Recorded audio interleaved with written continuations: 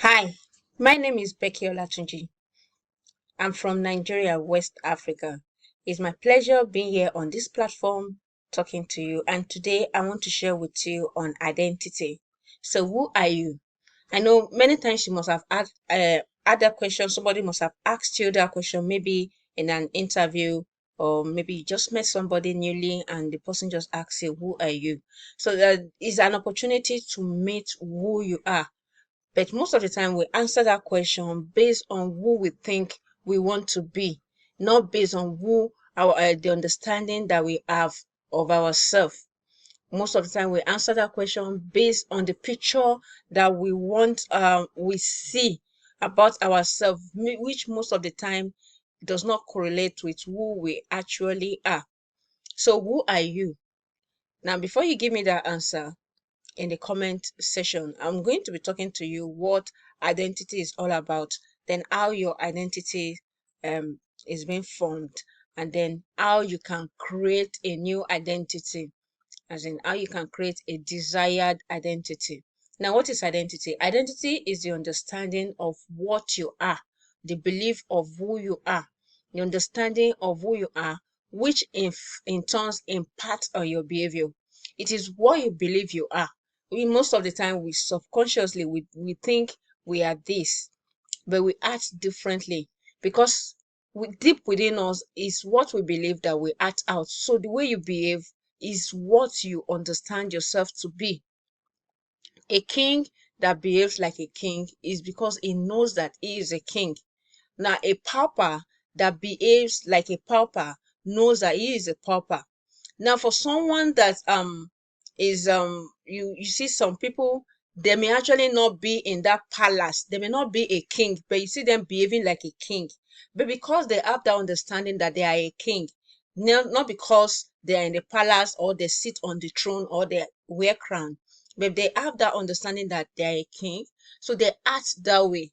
Now, I saw a movie sometimes December last year, where a child of 8 years old was talking to somebody, was talking to another child, and this boy was telling this other child that, do you know who I am? I am your future king. Now that child knows that he is the future king and is acting accordingly. So your understanding of your identity impacts on your behavior. So how you act now shows your understanding. So if you believe you are poor, you act like a poor person. But if you believe you are rich, despite your low nothing in your account, nothing to show whether you are rich or not, you act like a rich man. So what you believe about yourself is the way you are going to behave, is the way you are going to act. Yeah, when I was in school, I there's this gate of my hostel, and when I was in the university, this the hostel gate, because males are not allowed into the girls' hostel. There are a lot of times when you, anytime except in the midnight, when you come to school, you see girls and guys standing in front of the gate talking. There's no time of the day aside from the night that you always see a male and a female standing on the gate talking. But when I was in school, that period, I never stood at the gate talking because I see it as an insult to my person, standing at the gate talking with somebody over what, for what. So any guy I'm working with, by the time we get to this, I always tell the person, tell me whatever you want to tell me before we get to that gate. Whenever I pass that gate, whenever I get to that gate, I'm moving in, I'm not standing talking. Because of the way people see people that stand there, they see them as, okay, these guys, they are talking about love, they are talking about something, relationship, they are talking, as in the way people see them. I don't want to be viewed that way. So I see myself as somebody different. So in that way, I act accordingly to the what I believe about myself. That's just another way I can illustrate identity. So identity is the understanding that you have about yourself. So most of the time we do things unconsciously, not because we actually have that understanding of ourselves, but because the identity has been formed in us by circumstances beyond our control, and because we are not conscious of what our identity is, we act the way it is being formed in us. So until you get to that point of self-awareness and know that, okay, this is who I am presently, and this is what I want to be. Then you can now move from that identity that you are in to that desired identity. So what are the factors that formed your identity? There are three major factors. An individual is formed by three major factors. The first is your background, second one is significant life experience, and the third one is your environment. Now, for your background, where you come from matters a lot. The house you are building, you are born into, the family you were born into, your tribe, your everything imparts on you. Now, the kind of family that you have, the kind of parents that you have that will raise you up, there is like they already have a template, it's parenting templates, and what they use in raising you is what formed you to be an individual, part of the factor that formed you to be the individual that you are in. So your background, for example, you're coming from a background that is very, very religious. They don't take religious matters lightly. They are very serious religiously. They worship God. They really do religious activities diligently. You end up being an individual that is very, very religious most of the time, at least 90% of the time. You end up being an individual that is religiously minded. Now, if you come from a background of that's have that they do things, their parenting skills is such that impacts on you negatively, it will affect your low self-esteem. So you may end up growing up to be an individual that have a serious low self-esteem. So your background, I may not be able to go deep into that because of time. So your background formed the individual that you are now. There's significant life experiences. For example, I had an experience when I was growing up. I was emotionally abused by someone. I offended the person. So instead of the person correcting me with love, he talked to me, and this is somebody I hold in high esteem. He really talked to me and let me know that I am smelling. I I I can't amount to anything because of the way I smell, and that I'm very dirty. And he said lots of hateful things to me. Then I was 14 years old. So because of what he said, it makes me so conscious of myself that when people come around me, I feel like I'm not worth having around as friends. So it really impacted on me that it caused me to have low self-esteem that it took years for me to break free from. So that is a significant life experiences that can form your identity. Yeah, there are some people that said they experienced this when I was this social age. Because of that, I became this social that. So your significant life experience can make you who you are. Then your environment where you grew up in.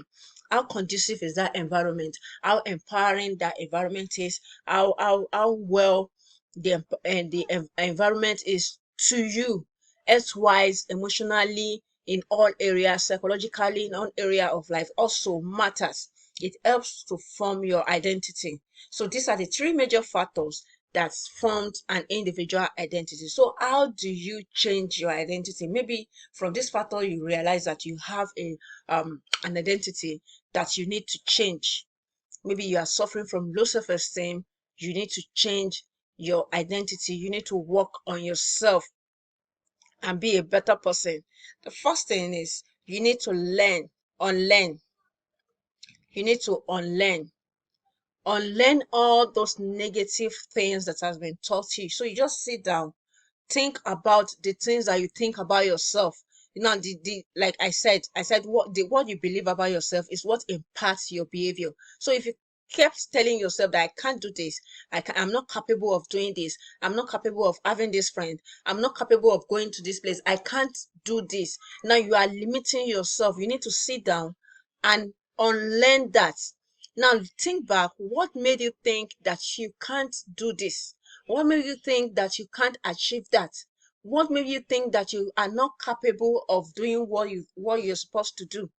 So there must have been something, maybe a significant life experiences, or maybe your background. Maybe there's somebody that has been telling you that you can't do this and you believe it, and that thing is imprinted onto you. So you need to unlearn that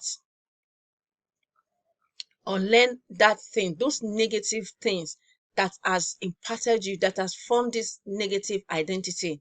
So unlearn those things, disempowering beliefs that cannot help you to be a better person. Unlearn all those things. Maybe you can just write them down somewhere. Then now the next point is to to learn. Now, by the side of this disempowering beliefs, put empowering beliefs. Now, for those places that say I cannot do this, I cannot be that, I can just put I can be whatsoever I want to be. I can be this, I can do this. You just give yourself empowering beliefs, empowering words for those disempowering area. For those places that's those thoughts or those experiences that has taught you that you are not capable to be a better person, those words that somebody has said to you that has belittled you and you believe, you just look for something empowering. Now this is where um you have to work on your past achievements. Now think back on the things that you have done and the goals you have achieved in the past. Think on it, as in think back on them, and then just relieve those feelings that you have then. Now if you can achieve those things, then you can do more. So just think on that. That is what we call identity capital. If you can do those things, then that means you can do more of this.